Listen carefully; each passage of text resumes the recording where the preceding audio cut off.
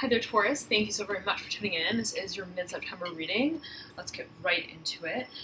Taurus, now I was meditating on your energy before I turned on the camera, and I was getting this feeling, this focus on, I'm hearing economics, economical, what is practical, what is straightforward, what in a way makes sense, given the projectile. Okay, so a great focus on finances here for you, and there you pop right out. Ooh, very interesting with the Devil upright, the Father of Pentacles in reverse, two Earth cards speaking of the dynamics of the Earth element. Okay, absolutely.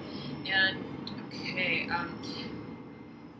it was Cancer who pulled the Devil and the Father of Pentacles close by each other, but not exactly in this positioning that you have it, or have these energies popping up for you. Okay, all right. There is, Taurus, a question of, and a focus on the building of faith as it pertains to matters of manifestation. What is it that I see myself creating? And how do I structure this? I'm getting an intensity of focus on specifically Earth, on specifically the Earth element. What is material? What is tangible? I'm looking at this one pentacle, right? This leopard, right? The magician almost is perched upon, situated upon, is leaning against or on, right? There's this focus on the pentacle, specifically as I'm seeing it for you in this array of energy. You have the Ace of Pentacles, the Five of Pentacles, you have the Six of Pentacles, you have the Daughter of Pentacles, you have the Father of Pentacles, and the Devil. There is absolutely a focus on the culmination of resources. I'm hearing the rebounding of resources for a number of you. Turn around. How to resurface from this period, okay, of, I'm hearing will. I'm hearing specifically will for a number of you. Now, it's a question of creation, absolutely. In terms of what we create that is personal to us, that speaks to our character, that speaks to who we are, that is very, very, very, I'm hearing idyllic, also personal, very personal in nature. And there's this sort of, perhaps for a number of you, an individual who is related to the air element, okay, and or Sagittarius, or two individuals, one who's related to the air element, could be Aquarius, could be, I'm hearing Taurus for you, okay, so it could be your very own energy, but for a number of you, it may be, I'm hearing side-by-side will forces, Sagittarius and or Aquarius, Gemini, Libra individual. You have Temperance sitting right by the Father of Swords, Sagittarius' card in the Major Arcana.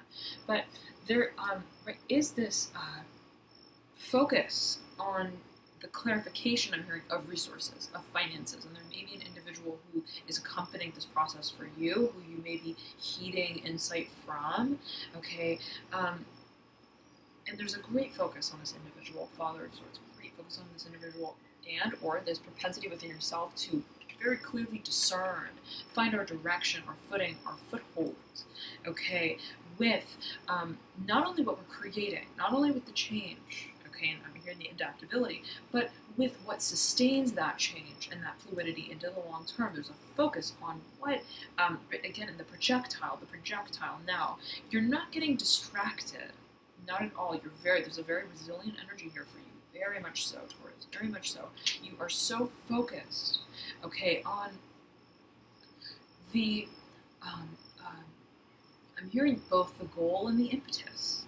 You're seeing it from both ends of the stick, so to speak. It's equally as relevant to you why you began and where you end with that desire. So you're tying it all together, Taurus, you're tying it all together, but in such a way where, yet again, I'm seeing you, it's like you've got this like long yardstick out. Okay, and you're like, I'm taking a very close look, in a very objective way, almost, at what I'm working with. Okay, so there's a practicality to this nature. There's a recognition that financial resources that may be needed, okay, to capacitate this new beginning that we seek. Ace of Pentacles, right? This desire to begin again, and there's a focus on measures may be needed to be taken to bring us to the point of understanding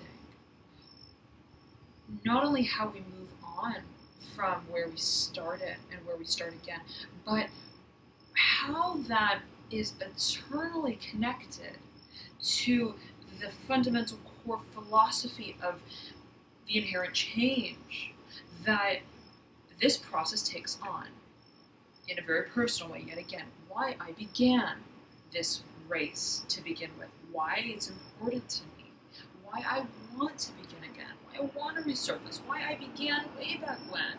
Right? It's almost like the rebuilding of some sort of, I'm hearing for a number of you, land, okay, and right, and so it may literally be right rebuilding of physical assets, okay, and or finances, but there is I'm hearing a viewer's discretion. There is a discretion. There is a discernment. There is a very objective quality to the way that you're approaching it, but at the same time maintaining, okay, honing in on the fundamentalism of it, the concept of it, the framework of it, that speaks to a place that's very personal to you, that speaks to the emotionalism of it as well, that speaks to the overlaying between the physical dimensionality of it and that which is inherently how we feel through the creative process of what is physical, what is tangible. So emotional satisfaction is on the table for you. I'm getting that, but in a way that is, I'm hearing gridlock is in control. Okay, but I'm getting there's this overseeing sort of power that's taken, and so again, you're heeding intuition, absolutely heeding intuition through the process as well. And there may be an individual who is helping guide this process through. Mother of Cups, someone who's very nurturing, but in a way that is almost it's like under the covers, right? Like not outward, not blatant, but almost it's like a subliminal message, and you're heeding them. And I'm zeroing in on this, it's, I believe, angelite stone, which speaks to spirit, which speaks of spirit guides, this angelic realm, however you resonate with it. There is this understanding that there is this sort of higher power, this higher nature, okay, and what you're working with is inherently natural. I'm hearing it's a natural sort of cycle. It speaks to the cyclicality of creation, okay, even of nature. I'm hearing the abundance of nature and the abundance of spirit, and you understand that yes, while you're working with something that speaks to material, tangible assets in a certain way, and that there is an importance laid on those material, tangible assets, fundamentally, again, at the very core, there is this impending mission, okay, impending mission that even compels us to channel those assets, to channel, I'm hearing, the work through and within the framework, right, of what is practical, so to speak, in a certain way, for a number of you, I'm feeling. Now, right, we see this figure 8 on the chest of this leopard. Although, right, there is this focus on the pentacle, there is at the same time this sort of emblazoned reminder that whatever is experienced is, I'm hearing, governed and accessed by way of a higher power, so to speak. However you take it, however you feel it. I almost said Scorpio and Capricorn and Cancer. Cancer has been coming through strongly for many of the signs now. But for you, Taurus. Now, Taurus, you had also come through for a number of signs. I believe it was Scorpio. I believe it was also Pisces, perhaps Sagittarius, and perhaps Cancer, but nonetheless, you have two mothers. Oh, this theme has been coming through very strongly for a number of signs now. Two mothers, specifically the Mother of Cups and the Mother of Swords, and they've almost always been at some point in this angular fashion to one another.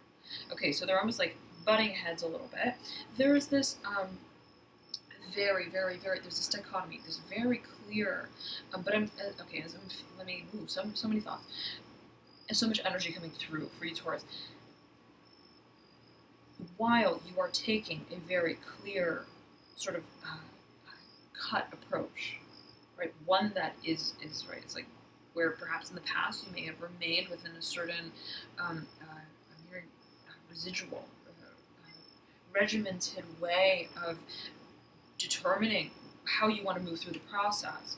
You're now coming out about what is your very personal philosophy, perhaps as it pertains to matters of career finances and how you want to channel those assets. Okay, so I'm getting that you may be in the driver's seat here with that, or you may be heeding the advice of one who is, who may, or who you may need to come to terms with in a certain way, and they may be involved with this career financial front in some way, perhaps a financial. I'm hearing advisory for some of you. Okay, but nonetheless, while you're taking on this very sort of clear and, as I'm hearing, like level-headed, so to speak, perspective, okay, of this change and this channeling, at the very same time, mirroring one another, Mother of Cups, Mother of Swords, very different energies, but similar sort of applications of that energy. Okay, so where the Mother of Swords is logical, is rational, right? She sits perched atop her very personal perspective of what is of what is being seen, even or working with, so to speak. The Mother of Cups is kind of ethereal. The Mother of Cups is almost conveying understanding by way of not speaking about what is mysterious inherently. And so you're taking these simultaneous approaches. It's very interesting, simultaneous approaches, and this is, I'm hearing, governing your access. This is your access point to this process of greater manifestation. Okay, but there are many characters here, Taurus, many characters. The Father of Swords as well wants to speak out and is sitting right behind the Magician. So it's almost as if you are heeding this guidance, okay, of some kind. And again, your intuition, right? Spirit guides, however you may take it. But the Magician, right, is having this sort of dialogue that's unspoken, almost, right, like following the cookie crumb trails. Okay. Knowing very well, right, what it's leading the Magician towards. It's almost like it was set up. This is supposed to happen. We're having this conversation for a reason. We understand what's happening with this conversation. And this could be you and your intuition, or you and another, happening on a very subliminal level. And then, right, it's like that is forming a complement. What you find in the space, energetically, emotionally, is forming a complement to this rational approach. And perhaps this standard of procedure I'm hearing for a number of you. But your focus is to understand what must come undone as it pertains to how you have capacitated this growth and this progress to this point. Okay. So that, right, the groundwork may be effectively laid. But you're taking your time with the actual laying of the grounds. Okay, you're taking your time. Daughter of Pentacles in reverse. You are recognizing that these two perspectives must ultimately, right, find their singular voice. Right? And it's that singularity and unanimity that capacitates the clarity of direction. And it's not, right, that it's yin or yang. It's not that it's air or water. It's not that it's intuition or logic, feeling or thinking, okay?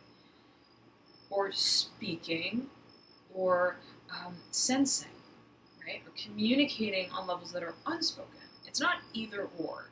It's ultimately both, right? And there's Two of Wands in your environment. It's this discourse. It's this merging of these efforts that are somewhat of a dichotomy, right, of energy here. But the focus is on growth. The focus is not only on growth, though, not only on the factors of rebuilding, it's on the concept of what what forms the grounds that will best feed both sides of how, right, we contribute to the overall process of growth. It's like, I don't want to just, right, take this approach. I don't want to just take that approach. Because what I'm growing is not only logical, is not only practical, is not only financial, so to speak. It's not only professional, it's also personal, and it's also, right, emotional. And I've got to honor, right, everything that needs to grow, all of me that needs to grow through the process of manifestation. So it's this very interpretive sort of period for you in terms of what it is that you want and you seek to create by way of, and as sort of an emblem, a stance of you. Okay, and so, but you're taking your time with that yet again to really hone in on and focus on the merging point of these polarities, okay, and perhaps of self as you may see it or feel it. So thank you so very much, Taurus, for tuning in. I hope you have a beautiful rest of September, and I highly recommend you to check out your rising, ascendant, or moon sign as well, as oftentimes those will provide you with further insights into your situation. For example, I know that I resonate a lot with my moon sign, even more than my sun sometimes. I also resonate with my rising sign here and there. So take it as you will. If you're feeling compelled to check another sign out, then right, feel free to do so. If you don't know your signs, you can click the link below in the description box that I provide, and that will compute them for you. Taurus, I know that a number of you have been also asking if I have any personal services, and if I do personal readings and things like that. I do.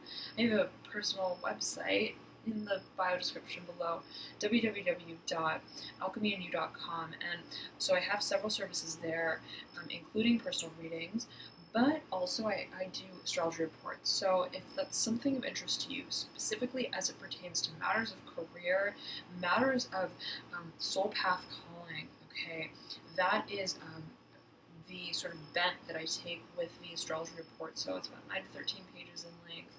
I take a very thorough manual look at your chart, your energetic blueprint, and I zero in on the energetic propensities that are seen by way of that lineage of energy through time. Okay, so thank you so very much for tuning in. I hope that this reading was helpful for you, and I will see you soon for your October readings. Stay tuned for them. Have a beautiful rest of September. Taurus, I'll see you soon. Bye.